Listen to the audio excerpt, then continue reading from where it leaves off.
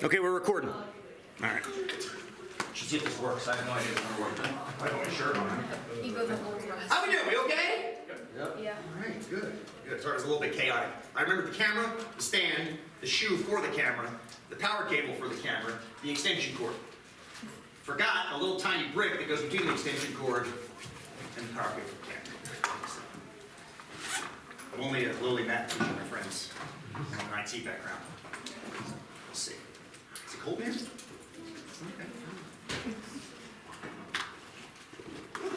Had a thought, it's gone now. Doesn't matter. So, had a little fun. Friday, I wrote the take-home part. That's my keys. I think my wife just got a message that tells me I think I got hit by a car. That's the little, anyway. I don't know what it is. If I bump it the wrong way, it beeps. It's going to do it again in like 30 more seconds. It went up and now it'll go down. I don't know what the hell's going on. I think it sends our phone a signal. She tracks me when I'm riding around. She's like, I worry about you out there. Oh, thanks. So sweet. Here's your take-home part of your exam. I'm going to give it to you. We're going to look at it real quick, and then we're going to discuss what it's due. Not for a while. Well, it's not never, but it's not tomorrow. All right, 3 for y'all. 2 for y'all.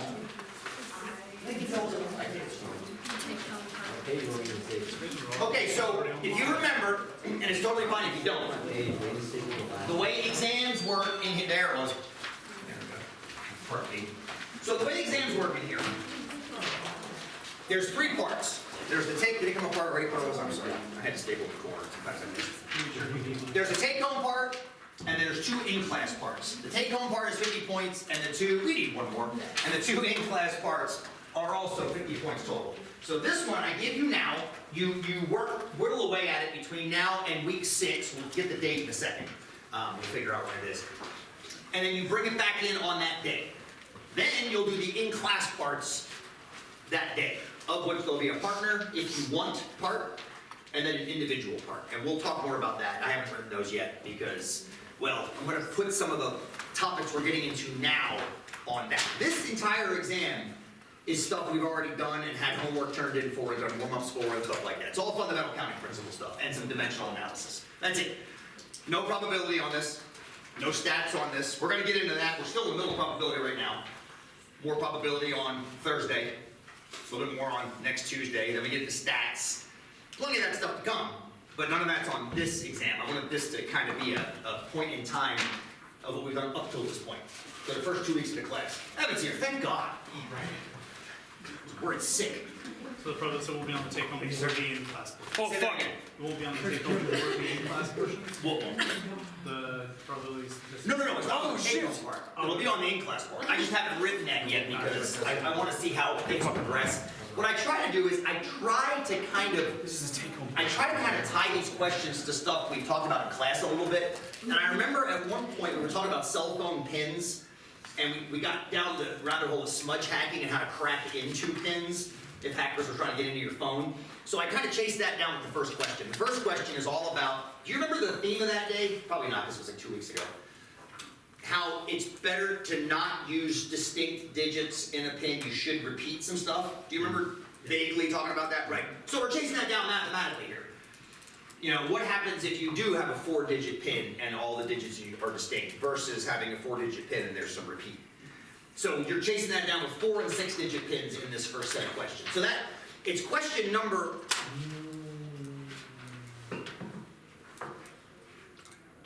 Can we talk a break?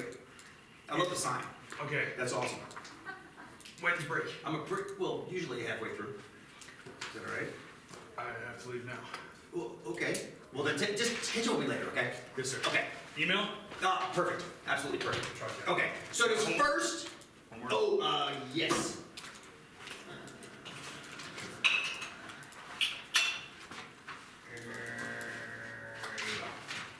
Okay, you got it, my friend. Okay, so this first question here, well actually it's a number of questions because this is me, right? It's not just one question. There's really 3 questions on this exam, but because I'm a lying bastard, there's actually 15.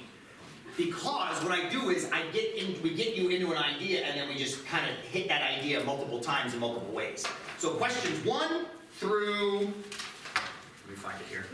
Questions 1 through 5, the first page front and back is like question 1, if you will.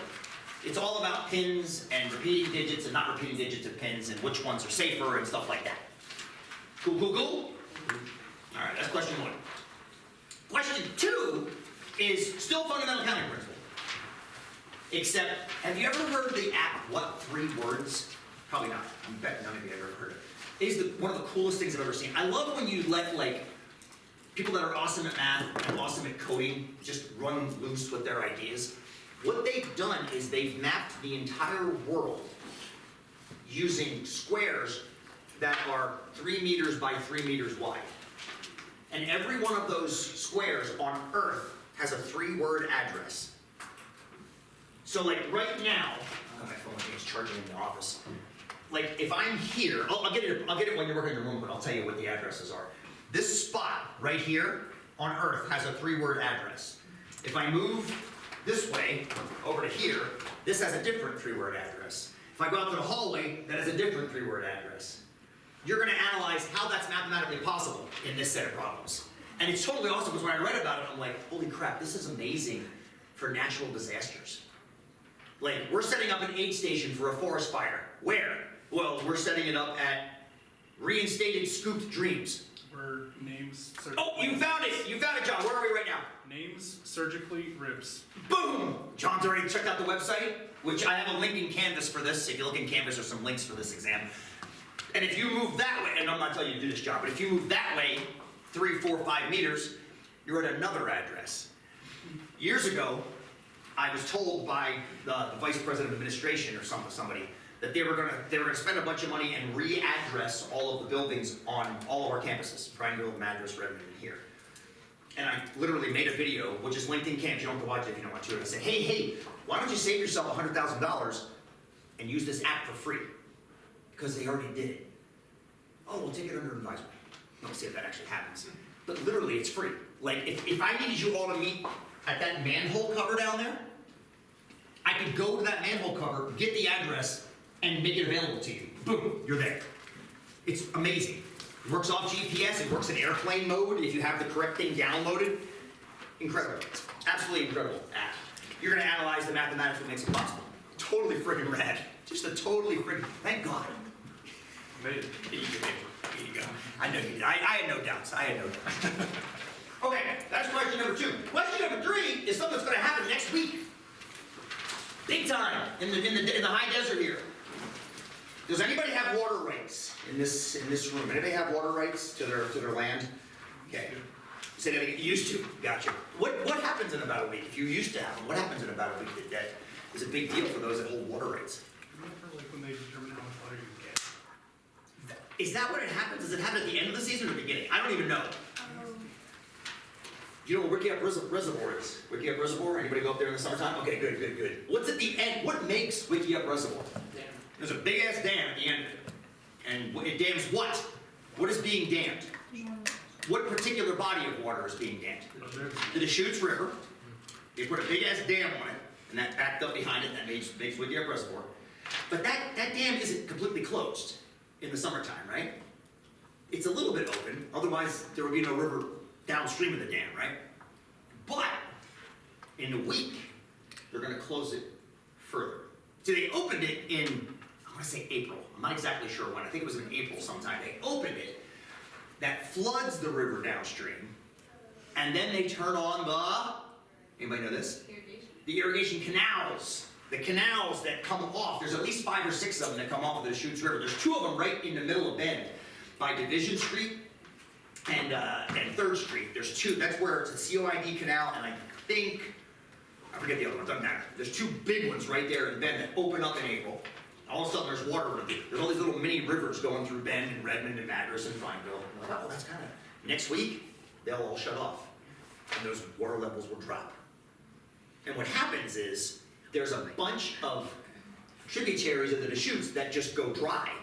But the problem is, hundreds of thousands, if not millions, of fish end up in those tributaries that go dry.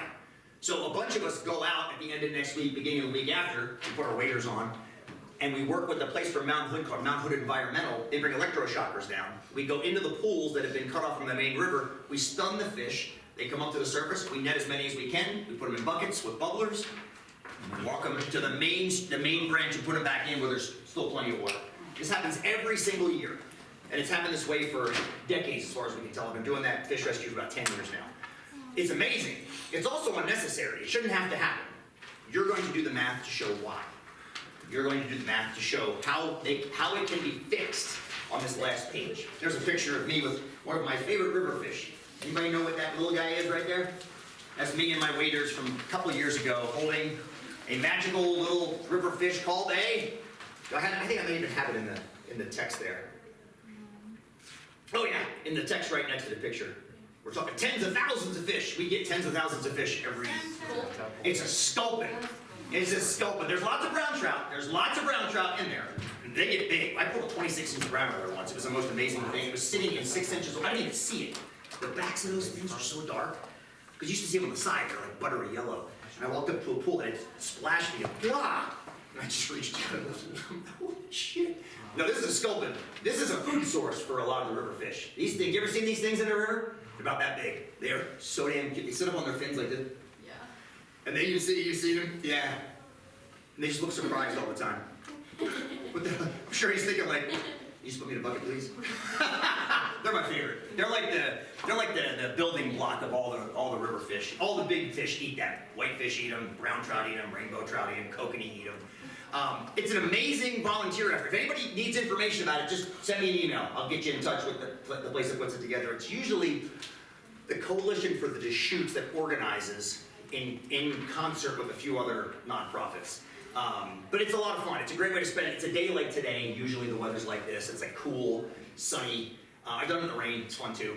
And you just spend a lot of time walking back. You don't have to carry the buckets. That's definitely, they want the people that don't mind suffering to do that. You can just stand there with your waders and catch fish, or be at the end with a clipboard. And when they bring you the buckets of fish, you net them and you put them into the buckets and you keep track of which fish. That's a rainbow trout. That's a whitefish. That's a sculpin. That's another sculpin. That's a catfish. Oh, that goes in this bucket. And that goes to the little family backyard pond. Because there shouldn't be a catfish in the Deschutes River. But somebody put them in Wickiup Reservoir 50 years ago, and now they're reproducing, and they're really bad for the river. But I won't let them die, so I put them in my backyard pond, and now the ones in my pond are this big. And I think they're pretty happy because I feed them salad shrimp all summer. Anyway, that was a tangent. So if anybody's interested, let me know. You're going to do the math on the water losses in the current iteration of the canals. And learn some Central Oregon history. There's a lot of stuff in Kansas. Let me get logged in. I should have gotten logged in already. I was getting sidetracked with that camera. Is anybody in Canvas right now? If you take a look, there's a lot of links in Canvas. I'm going to have to get my phone too for this friggin' duo thing.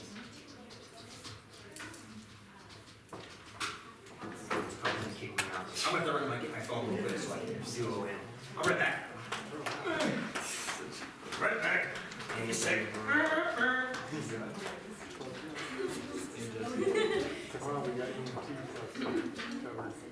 You messed up. Chief, if he ever shows up, he didn't pull up today. Is he working there? He's supposed to. He didn't show up. He called out for lunch. He says his knees on swollen. Yes, bro. So we're gonna go through all the boxes, the medical boxes, and then we're gonna go look at the vitals, and there's some do smartness up. Smarting you guys up. Yeah, so that next time we get a heart or a chest pain, we can actually start to not stand Oh, let me in. That's good. usually sees goes mean. Alright, so let's walk into Canvas so you can see everything in here. It's kind of like your project. There's some stuff in Canvas you need to access. Log in again.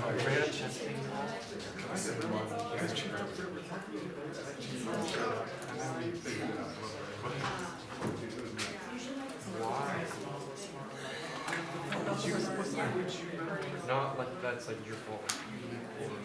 That's too. No, that's actually the same that she did. Alright, Canvas. Alright, So, you can't see this. Okay. Okay, so we're gonna be down in week 6 for this. Because that's when this thing's gonna be due. So week 4, here's your project stuff, right? Here's your project stuff. That's not till next week. That's not till next week. We're in week 3. We're gonna play with some of this stuff now. Week 6 is down here. Exam stuff. Exam number 1. So, I mentioned this video in the first set of questions. Go watch the video in Canvas about this now. That walks you through there. That's the website I'm telling you to go to in the second question, which is the what 3 words. You're gonna go in there and look at that. I put some optional to read and optional to watch stuff on there. That's the video I sent administration to explain why they don't need to spend an extra $100,000 on addressing, if this is already free in there, so you can watch it if you want to. This is the fish rescue article. You need to read that for the last question, that last page question.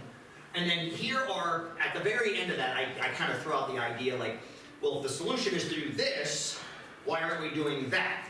And like so many other things in life, there's multiple sides to the coin of the decision. Does anybody live on the northeast side of Bend? By Cooley Road? I'm over that way, like by Cooley by Lowe's, that northeast side. You drive, if you're ever on Cooley Road in Bend, and you drive from 18th Street to 97, like if you're going to Lowe's from the east, and you come on Cooley, you drive over a canal. I'm not sure if you even realize that. There's a piped canal that runs under Cooley Road. It's been that way as long as I think they just piped it when I moved here 20-some years ago. But that's the only part of that canal stretch in Bend that's been piped. And it caused a big, huge ruckus when they did it. So here is an argument in favor of piping, and here's an argument against piping. And it's interesting to read both sides if you have time and you're bored. It's a really interesting thing. We talk about it a lot when we're scooping fish out of the river, because we wouldn't have to scoop fish out of the river if they just piped the damn canals. And we don't get them all. I mean, those things are this big, and there's so many rocks in the bottom of the Chutes River. And they get down in there sometimes, and it's like, well, I mean, there's a great picture of me from 3 years back when I saw this huge log that had fallen across the side canal, and I looked in and I just saw like mud like whirling like this, and it was a water hole that was quickly draining, and there were hundreds of fish in it, and I just dove with a net. I dove in there, and they took a picture. My feet are kicking like this, and I'm scooping them, I'm throwing them back, and they're putting them in buckets or running them back. And I don't, as much as I love doing that, I don't want to do that. It's a pain in the ass. Like, I want to save all of them, or I want them to live their lives. And piping the canals is a solution. But then there's also opponents to piping the canals, which is why they're still not piped. So anyway, if you're interested, you can turn that screen on. There we go. If you're interested, you can get there and check that out. Talk to me. Let's look quick and dirty on why piping is good. I'll read that article. Actually, read the question. The question on the exam tells you why piping is good. And I don't want to give too much away because that's doing the question for you. The piping, yeah, you're gonna that question that John just asked is the whole point of those last 2 questions on your exam. Literally, you're answering that question on those 2. Is that fair, John? I don't want to ask you. Oh, when's this due? Week 6. So let's get in the calendar and look. Calendar. All right, here we go. Time and date. These things for years. Okay, here we go. We are here. Week 3. Week 4. Week 5. Right there. Week 6. October 30th. Oh, Mischief Night. Well, I guess Mischief Day. Not Mischief Night, Mischief Day. Is Mischief Night a thing out here on the West Coast? Anybody do Mischief Night? Like, you go buy a whole huge thing of like plastic forks and stick them in your neighbor's yard? No? Really? I think you should. Really should. You do like like April Fool's but before Halloween. Is that when you like keep your house? Yeah! TP in a house is a classic one. Exactly. TP in a house is a classic one. Yeah, for sure. Plastic forks, nobody ever forks somebody's yard. That's a good one. It's a little environmentally unconscious, but or something. Not unconscious. Environmentally unsustainable. That's a much better word. That's true. If they're washing and use them. Okay, you badasses. You feeling okay about this? How can you get help on this? Give me some resources. Hannah. Yeah, tutoring. Tutoring, that's a good one. Tutoring, go to tutoring. Jackie Cusio Williford just sent me an email yesterday. She's one of the best tutors we have. She's down in the library. Some of you might know her. She is fabulous. She's about this tall. She's got long, blonde, white hair. Phenomenal human being. Knows this class, took this class with me years ago. Understands how it works. Has seen a lot of my kinds of assessments. Knows how I think, which is probably, she probably needs help after figuring that out. But she's fabulous. Jackie, if you're watching this, you're the bomb. But she's not the only one. There's tons of tutors down there that are great. They're also in Prineville, Redmond, and Madras if you need them. So, tutoring's great. What else? How else can you get help? Talk to me, Hannah. Partners or? Yes! Talk to your partners. I want you to talk to partners. We've had this discussion. We're gonna have a project on it on Tuesday about talking to partners. You each have to turn in your own work, but work with each other. That's how you can teach each other sometimes better than I can teach you individually. That's a great thing. Good. Else? Internet? The internet's good. Actually, I'm gonna make you go look at stuff on the internet to get some information from this. Yes. You're missing the obvious. Emailing. Yeah, me. Ask me. Like, send me an email, and I would always start, send me the email first, even if you try something else. Send me an email, even if it's like Saturday, a bunch of you email me over the weekend, which is great. You all know I don't check over the weekend, but that was great. You sent me an email, and then you keep working.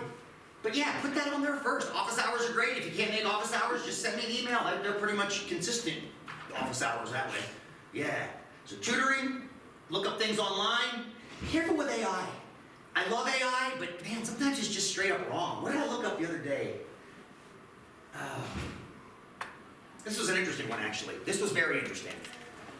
Okay, so slight tangent as to why AI can be problematic. I'm just going to read it to you, because I saved the chat, because I think this is part of the danger of AI in this day and age. Let me find it real quick. Hang on. Meta AI, here we go. Okay, so I read a news report. Does anybody watch professional cycling? Like Tour de France, Giro d'Italia, just these commies. This is commie right here. Yeah, okay. So the Volta di España just ended a couple weeks ago. Jonas Vingegaard from Denmark won. Dude's just a mensch, just a great dude, great human being. I used to watch professional cycling back in the 90s. Lance Armstrong completely turned me off to it because screw that guy. You don't know why we hate Lance Armstrong, right? Because he went to the moon. That's the other Armstrong.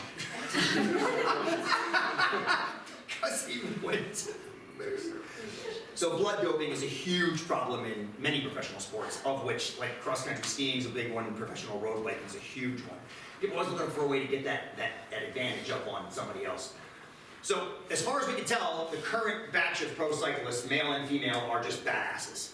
Now, I hope I'm not shown, I hope they're not doping and they're just getting under the radar, but anyway, Jonas won, and I read an online article that said Jonas Vingegaard donated 70% of his prize money from winning the 2025 Volta di España to fund the construction of community schools and safe playgrounds for children in disaster-affected areas. That checked every heartstring box I have. So then I went, look, I'm going to look online. I couldn't find a single source that actually backed that up. It said Jonas won, but there was nothing about donation. So for some reason, Meta AI popped this into my Facebook messages. So I responded, did he though? Or is this a rumor? Then it said Jonas Vingegaard donated 80% of his Volta prize money to help the poor in his hometown of, I can't pronounce that town, Denmark, while keeping 20% for someone special in his life. This generous act has sparked speculation about who the recipient might be, blah, blah, blah, blah, blah, blah. And then the link was simply a Bing.com internet search, which I hate Bing for so many reasons, but that's not a source, that's an internet search. So then I responded, can you supply a source? There are no hits using Google searches. The claim about Jonas Vingegaard donating isn't supported by available sources.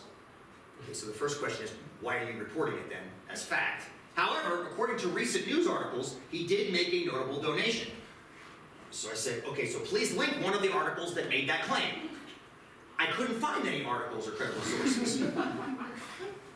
It's possible the information might be incorrect or based on unverified rumor. Then it tells me, maybe you could go look at cycling news websites, official tour websites. So I put literally the first two sentences asserted that he donated the majority of his prize winnings. Now you're recanting. Why give the first two responses without proof? I'm trying to trade it, right? I'm trying to make it a better response. I strive to provide accurate information. Do you? But sometimes I may rely on incomplete or outdated data. That's a problem. I'm just gonna repeat shit, whether or not it's right or not. That's what that says. You see the problem with that? Holy shit. So if you have any further questions or concerns, feel free to ask. What source? Provide the link. I'm unable to provide a source. You've literally said there's no verified report, and then follow that with according to recent news articles. So according to you, it logically follows you're dispersing unverified information. Does that seem ethical to you? And that tripped its radar. It said, you're right. I shouldn't have presented the information as factual without a credible source. So it came around to it. But who the hell takes the time to train AI like that? Nobody's doing that. You all are Googling and pulling the first thing that pops up. Read it carefully. That shit's only as good as what it's being trained, and from the looks of things, it's not being trained very well. So be real careful. Google things, yes. The minus AI trick isn't working anymore either on the searches. You're saying put a curse word. So John's got a solution. I don't know if you see when I Google things in here, I'll often type my search and then put minus AI to turn off the AI. That's not working anymore. It's still giving me AI results. So John says if you put an expletive at the end of your search, like ass or you know. Sentence enhancer.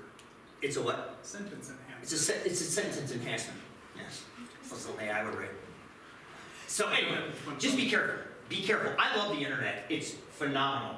But we're getting to the place where it's almost developing a mind of its own, and that scares the crap out of me. Because it's only as good as the data that we're putting into it. And it looks to me, I don't even know where that original claim came from. I can't find it anywhere. So who started the claim that Jonas donated his salary? I mean, I don't even know where that started. I cannot find a source claim to that. So that's problematic to me. That's very, very tough. Go ahead, Hannah. One thing to add on to like AI. Yes. I had a classmate, and the other assignment was to use like sources in our essay. Uh-huh. And they used AI to help them find sources, and they didn't check it over like it was doing. Yep. It gave them completely false sources. And Dude. then it got flagged for AI because Right. of that. And so then they had to talk to my professor. It became a whole issue. It's an issue. So yeah. It's an issue. We're at this tipping point. I think we've actually passed it, where we've got this ready source of information in our pockets. There is more computing power in this than the computers that put people on the moon in the late 60s. Isn't that wild? That's real. What's that? Isn't that wild? It's completely wild. It's mind-boggling. But it's also made us very lazy in that we accept anything that comes across it without checking it. In the 60s, nobody did that because literally there was hardly any technology available, so everybody was skeptical. I'm trying to bring skepticism back. Like, be skeptical. You know, don't just accept a claim, especially if it sounds outlandish. Why would a professional cyclist give away 4/5 of what they worked their ass off to earn? Have you seen a professional cycling race? These dudes are puking at the end of it. They're emaciated. They lose like 12 pounds, and they're not big guys to start with. Why the hell would you give 80% of your money away? Come on! Oh, because it's for underprivileged kids. Where? Okay, enough of that. So you got your take-homes. Start whipping away on them. Not due till October 3rd. Mischief night. Cool? Okay, I gotta run and get some dice, but I'm gonna get us started here. I can at least have you read the first part of this warm-up with your partner before we have the dice. Everybody, I'm gonna have you pair off with somebody for this. You have to play in pairs. So let's see if we have enough people to play in pairs. We got a pair right here. Can I pair two of you guys up? Is that okay? Then I'll take the third and we'll pair right here with Avery. Thank you, Gabe. Yeah. You two, perfect. We got pairs, yes, right. Yeah, I may have to pair with somebody. Can I pair you two up? Well, lay out to your just because we got an even number of players. Pair you two up. Put both your names on here first. Yes. Maybe I'll pair you two. I'll pair you two over here. How you doing, my friend? Okay, you badasses, I'm gonna get you started on this. Once you put your names on there, I'm gonna come back and be your partner, Malay. I'll be better. What we're gonna do is we're gonna gamble a little bit today. Just a little bit, and we're gonna gamble more on Thursday. All right, so I'm gonna go get you dice in a second, but you don't need the dice for these first two questions. I'm gonna describe two games to you, and you're gonna tell me whether or not, well, let's describe the games first, then we'll talk about whether you're playing or not. Game A. You're gonna roll your pair of dice one time.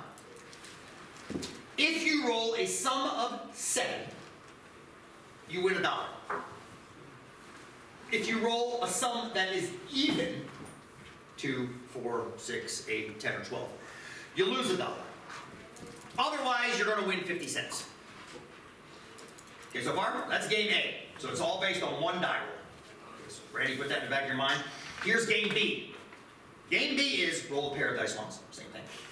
if you roll a sum that is a prime number, remember what those are? Tell you a lot. Only multiples are itself in one. Prime numbers. Remember what those are? Give me an example of one. 7. 7's a good one, yeah, 7's good. Give me another one. 3's a good one. Give me another one. 1. 1. By definition, 1's not prime, but we also can't get a 1 if we roll 2 dice.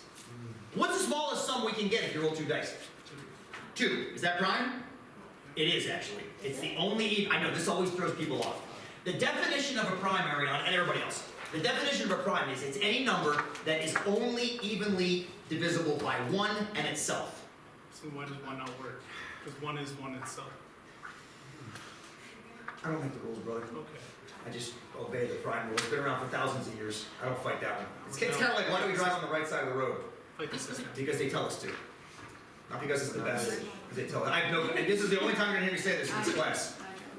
So 2's the smallest, 2's prime, 3's prime, 5's prime, yes? Is 6? No. 7 is, yes? 8? No. 9? Careful, 3 times 3. Stupid 9. 10? 11? Yes. 12? Those are your prime sums. Those are the only primes you can get. There's lots and lots of primes. 13, 17, 19. There's lots of them. But for the 2 dice case, you can only, those are the primes you can get. So, in game B, if you roll a sum that is prime, so if you roll a 2 or a 3 or a 5 or a 7 or an 11, you're going to win $1. If anything else happens, you'll lose 50 cents. These are the 2 games. Now, what I'm going to ask you to discuss with your partner while I go get dice. Number 1, if you had to play one of these games exactly 1 time, what would you play and why? And number 2, if I was forcing you to play the game over and over again, which game would you play and why? And you can pick the same game for both of them if you want to. You don't have to change games. I'm giving you 2 games to choose from. You can pick the same game both times. I just want to get your original thoughts. You don't have to do any math for these first 2 if you don't want to. Just kind of reason through it. We're going to be playing these games momentarily. So, talk with your partners, and then I'll be back. After I get some keys. Yeah, they are. If you're watching this video, I don't want to hit pause because that makes a new video. So, fast forward. Fast forward. A couple of your classmates do maybe. Yeah, no doubt you notice a bunch of folks, but a bunch of them let me know ahead of time, so I'll try it. I'm also going to return your warm-up, so you have to ask me which might help. Less. You can start to change to positive. Right? 7 is $1. Even odds are 50 cents. Evens are freaking oh wait. And I say it out loud, you know. And let's say A is $7, odd is 50 cents, and even is $1. Yeah, so maybe actually game 2 using 2 dice.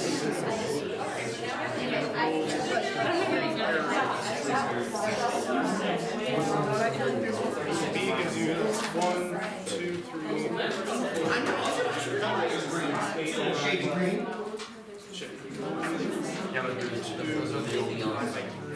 Right, but it's with 2 dice. Like 2, you have 1 way to get 2. 3, you have 2. You get 3. You have 1, 3, and 3, and 1. And then 5, you have 1 and 4, 4 and 1, 2 and 3, 3 and 2. And 7, you have 5 and 2, 4 and 3. Keep talking, I'm going to return your stuff to class. And maybe being game B, because you have to worship. You have these 2.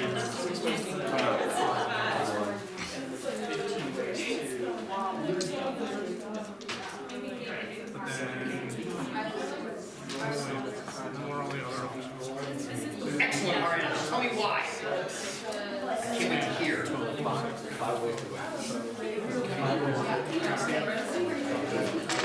that's what we were going to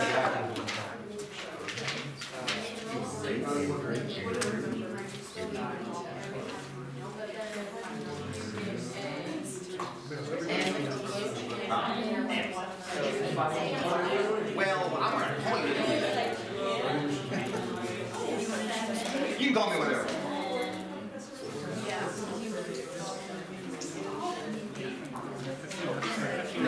Otherwise, you get percents. Which means you have,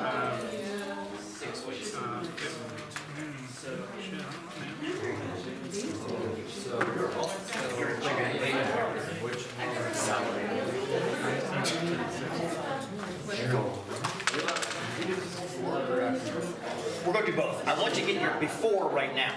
Just kind of shoot from the gut, if that makes sense. Okay, just I want to know what you're thinking. Then we're gonna actually analyze it mathematically, numerically. out of 5 out of It's a world, so it's fine. Okay, 5 out of 5. That's the best you can do, baby.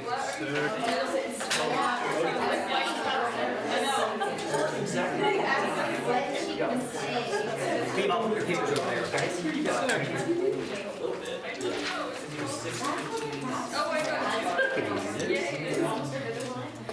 got my friends? You got it.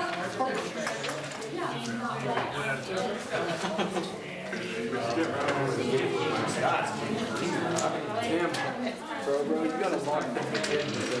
I spent a fuck ton of time with this one, so this is all. What do, bro? what even do? Nothing, dude. I guess so, nothing, bro. He takes garbage.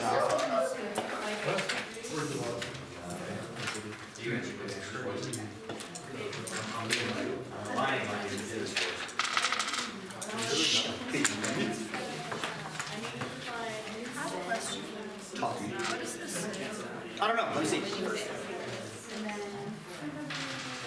Why a little more? See, you said it's 37.5, but you said it was 33, right? I want to know, it's actually 37.5, it's not 33. I want to know why. No. Oh my God, I'm dropping it. No, I dropped it. Oh, it's all good, it's all good. Sorry, I'm not going to use a fat Sharpie when I grade next time. I used 2 fat Sharpie this time. Terrible.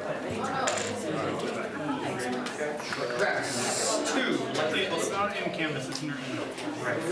You go through Boogaloo today. Sometimes Ed Travis is Travis. Break it too, electric Boogaloo, baby.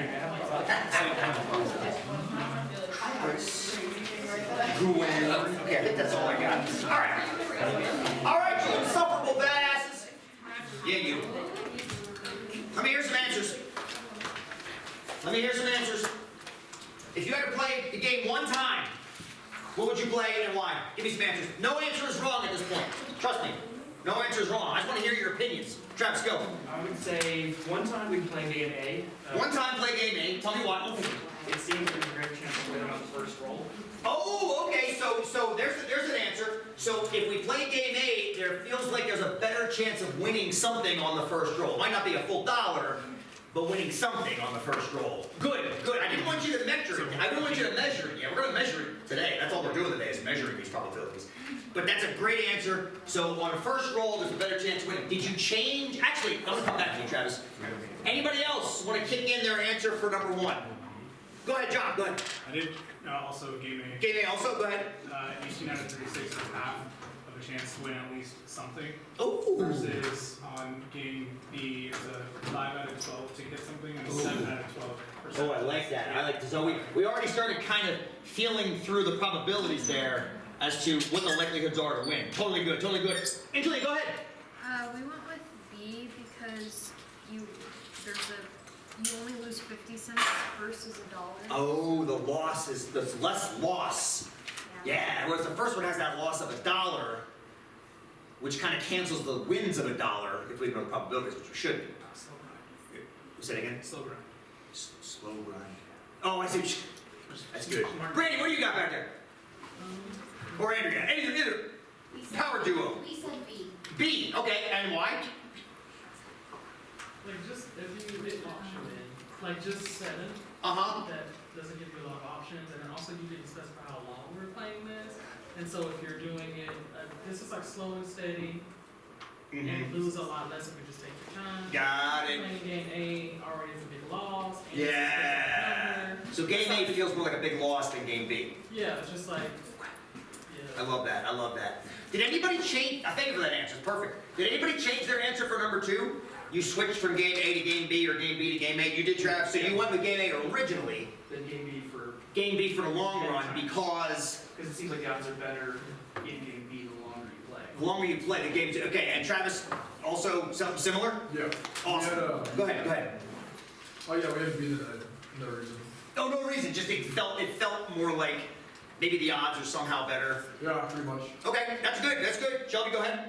We said A because I feel like if you play often enough, you'll eventually start winning more money. You're all nailing the big unknown, which is what happens if you keep playing this game. And what's so important about this idea, although this is a silly little dice game we're about to play, what's so important about this is you live this every day of your life. You have car insurance, right? Your car insurance rates are based on the probabilities that something is going to happen to your car. So every time you get in your car, even if you don't get in your car, you're paying for your car, right? So days go on. As long as they go on, those rates are based on probabilities. Now those rates are a little tricky. Those rates, we're going to talk more about those on Thursday because they have to be established through statistical analyses. Today, we can actually have a lot of fun with this and actually look and figure out what the probabilities are. John, you already got us started with that. Thank you for that, by the way, earlier. Yes, appreciate you. Now here's what we're going to do. We're going to do empirical probabilities first, or empirical study first. We're going to play these games with our partners. So what I'm going to do is I'm going to come around and point to each of your groups, and I'm going to assign you either A or B so we get a good mix. So you guys are going to play game A. Don't play it yet. Let me group you out. Circle your game on your warm-up, and then let's regroup and make sure you know what I want you to write down. Game A, Kincaid John, game B. Cool. Game A, game B. Game A, game B. Game A, game B. Game A, game B, game A. We're gonna have one more game A, that's okay. So circle your games that you're gonna be playing. Circle your game you're gonna be playing. I paired you up because I want each of you to play 10. And what you're gonna do is you're gonna roll your dice, and then either you or your partner is gonna write in the cell what you won or lost for that outcome for your game. So for example, Malaya and I are playing game A. I'm just gonna do this as an example, not as an actual data point. I'm gonna roll. Okay, I just rolled a 5. According to the rules for game A, I didn't roll a 7, and I didn't roll an even sum. That means I lost 50 cents. So I would write minus 0.5 in that. But you won 50 cents. I won 50 cents. I'm so sorry. I won. I'm thinking of game B. So I put positive 0.5 in that one. Thank you for correction. So I put positive 0.5 right there. Okay, then I play again. I just rolled a 7. That means I won $1, so I put a 1 right there. If you lose anything, just put a minus sign in front of it. That's important. We got to keep track of those losses too. We gotta keep track of those losses. And then you're just going to do that 10 times for the first person, and then 10 times for the second person. Is that fair right now? Go ahead, Brandon. You're saying otherwise you're going 50 cents? Yes. Game A? Yeah, so if you don't roll a 7, Okay. and if you don't roll something that is even, you win 50 cents. Is that cool? Okay, let's get some data, people! Keep track of All right. roll the paradise once, roll the sum that's All right. What'd you roll? You rolled 4. Ah, shit, dude, you're gonna lose out. and you minus 50 cents. That's a 5. Just won 50 cents.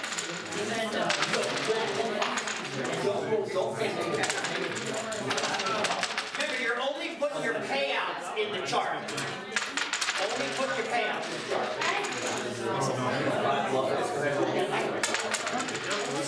That's a 4.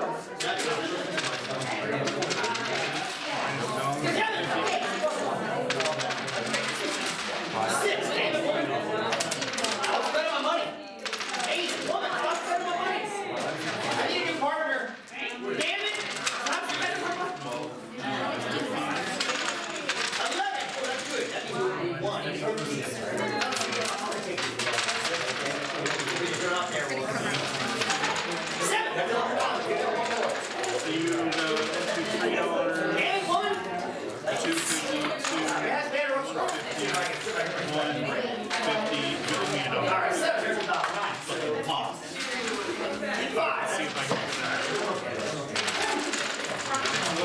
be the best one. 3, that's. Get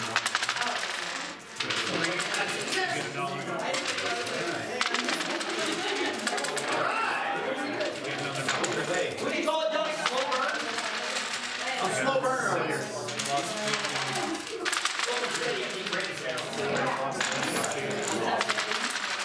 Ah, shit. 6, lost another 50. Ah, shit. Well, I'm going to a different table. Where? Shit. 6, almost another fucking 50. Ah, shit. That's bad.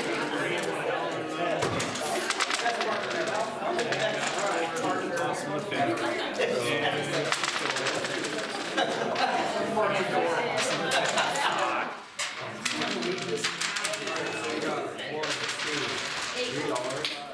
Same deal with you. I know $1. Yeah, just collect the data and then hang. Don't turn it over yet. Hang tight. What's that? I made a really bad joke. See, you're like, oh. I think no, that's not. That's hang tight. Okay? That's my 80s coming out. Oh, like hanging tough with new kids on the block. Alright.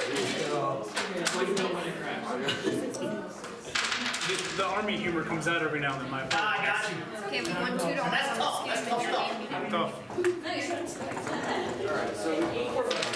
This suck, bro. Don't. Alright, Let's go we'll to play a Vegas. little bit. That's good. Certainly not together. 20 for each. Fuck, then you might just win those other hanging. Well, 20 for each team. Right, so 10 each, so 20 total. Exactly. Let me just count real quick. 11. So we should have 120 game A's and 100 game B's. Because we have 11 groups and 2. That's 200